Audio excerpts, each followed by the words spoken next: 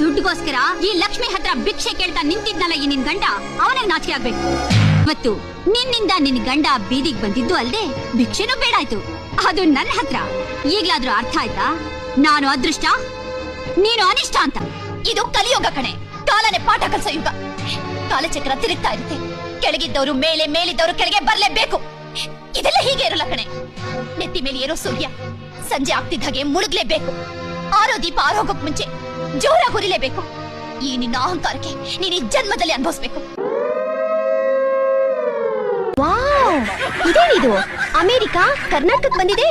America, Africa, Antarctica ಎಲ್ಲ ಸುತ್ತದ ಮೇಲೆ ಕರ್ನಾಟಕನೇ ಗತಿ ಅಂತ. ಪಾಪ ನೀನು ಸೇರ್ಬೇಕಾದ ಜಾಗಕ್ಕೆ ಸೇರ್ಬೇಕಾದ ರೀತಿಲೇ ಬಂದು ಸೇರಿದ್ಯ. ಕೆಲವರು ಹುಟ್ಟಿದ ತಕ್ಷಣ ಅದೃಷ್ಟನ ತಲೆ ಮೇಲೆ ಹೊತ್ಕೊಂಡ್ ಬರ್ತಾರೆ ಅಂತ ನಮ್ಮಪ್ಪ ಹೇಳ್ತಿದ್ರು. ಆದ್ರೆ ಈ ಮಟ್ಟದ ಅದೃಷ್ಟ ಅಂತ ನನಗ್ ಗೊತ್ತಿರ್ಲಿಲ್ಲಮ್ಮ.